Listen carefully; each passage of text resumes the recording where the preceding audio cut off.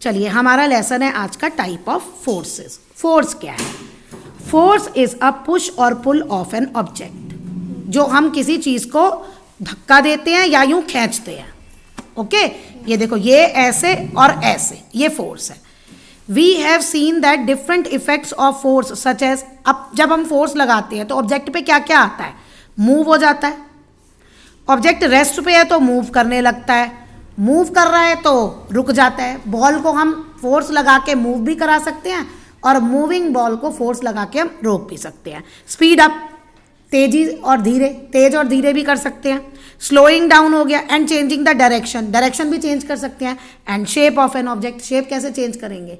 आटा गूंथते हैं तो उसमें हम वो लगाते हैं। We are now going to learn the different types of forces. अब हम डिफरेंट टाइप्स ऑफ फोर्सेस पढ़ेंगे। देखिए, अब इस पैराग्राफ में आपके दो क्वेश्चन बनते हैं, एक व्हाट इज फोर्स और दूसरा write the effects of force. तो फोर्स की डिफाइन तो ये रही, फोर्स इज अ पुश और a pull of an object, बस इतना। अब नेक्स्ट है आपका write the effects of force. तो आप लिखोगे force can move, stop, speed up the moving of an object, और force can also change the direction and shape of an object.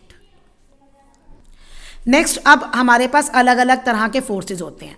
तो नेक्स्ट क्वेश्चन बनता है आपका right two types of forces. एक उसमें है कॉन्टैक्ट फोर्स और दूसरा है उसमें नॉन कॉन्टैक्ट फोर्स। तो इसमें आप पहले डिफाइन लिखेंगे कॉन्टैक्ट फोर्स की। कॉन्टैक्ट मतलब कॉन्टैक्ट, पता ही चल रहा है, यानी वो फोर्स जिसमें हम कॉन्टैक्ट करते हैं। जैसे ये लड़का, ये इसको पुश कर रहा है, डोर को पुश कर रहा है, तो ये डोर को टच करके पुश कर रहा है ना, तो ये आपका कॉन्टैक्ट फोर्स है। अब मान लो मैंने कोई बॉल ऊपर से नीचे गिरा दी, तो वो किसको टच कर रही है? अर्थ को टच कर रही है। लेकिन जब शुरू में बॉल और अर्थ कांटेक्ट में तो नहीं है ना, और बॉल अर्थ की तरफ क्यों जा रही है? क्योंकि अर्थ एक फोर्स लगा रही है बॉल पे, जिसे हम कहते हैं ग्रेविटेशनल फोर्स। तो वो ग्रेविटेशनल फोर्स जो है वो नॉन कांटेक्ट फोर्स है। चलिए, इससे बेस्ट एग्जांपल जो आपने सबने देखा है, मैग्नेट देखिए। मैग्नेट से हम कील को थोड़ी दूरी पे रखते हैं ना, आयरन ऑब्जेक्ट को, और मैग्नेट उसे अट्रैक्ट कर लेता है। तो क्या मैग्नेट और पहले जो हमने कील रखी, नीडल रखी, उसका कोई कांटेक्ट था? नहीं, दोनों में कोई कांटेक्ट नहीं था। तो वो आपके नॉन कांटेक्ट फोर्स है।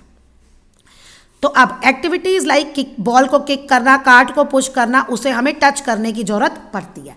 अब यहाँ पे आपके कांटेक्ट फोर्स की डिफाइन है, a force that needs direct physical contact with the object it is applied on is called contact force. यानी वो फोर्स जिस ऑब्जेक्ट पे हम लगा रहे हैं उसको जब हम डायरेक्ट छुएं तो ऐसे फोर्स को हम कांटेक्ट फोर्स कहते हैं। For example muscular force and frictional force. जब भी दो सरफेसेस कांटेक्ट में आते हैं ना, हमेशा फ्रिक्शनल फोर्स होती है, चाहे वो कम हो या ज़्यादा हो। तो कांटेक्ट फोर्स की डिफाइन आपको यहाँ से अ फोर्स से लेके यहाँ तक लिखेंगे। नेक्स्ट आपका define muscular force, the force exerted by our muscles, body of our muscles, ये रहा। This is the force that our body apply on object through the action of our muscles. ये वो फोर्स है जो हमारी body apply करती है object पे मसल्स के एक्शन थे, जैसे lift, carry, push, pull. Next frictional force, when two surfaces are in contact with each other. जब दो सरफेस एक दूसरे को कांटेक्ट में आते हैं, and trying to slide against each other.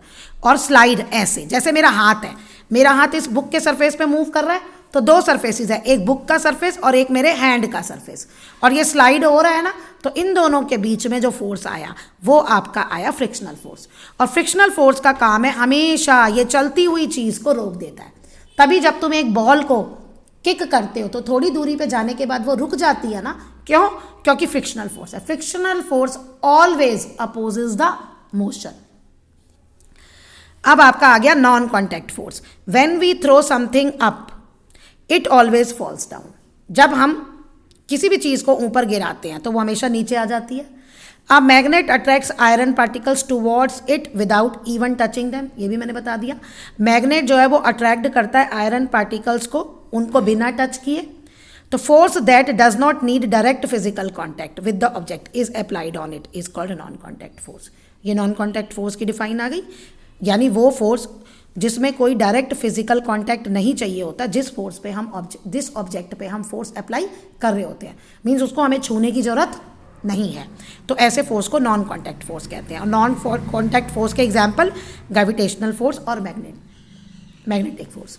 तो अब आपका क्वेश्चन बना right different types of forces. तो आप लिखोगे पहले कॉन्टैक्ट फोर्स यहाँ से लेके यहाँ तक, फिर दूसरा आप लिखोगे नॉन कॉन्टैक्ट फोर्स यहाँ से लेके यहाँ तक। फिर आपके क्वेश्चन बनेंगे define muscular force, define frictional force, define gravitational force. तो ग्रेविटेशनल फोर्स क्या है? It is the force inside the earth that pools everything towards it. ये वो अर्थ की फोर्स है जिससे अर्थ अपनी तरफ सबको खींचती है। अगर ये ग्रेविटेशनल पुल ना हो तो हम भी जैसे स्पेस में रॉकेट में वो एस्ट्रोनॉट्स मूव करते रहते हैं ना, फ्लाई करते रहते हैं, तो हम भी ऐसे ही फ्लाई करें।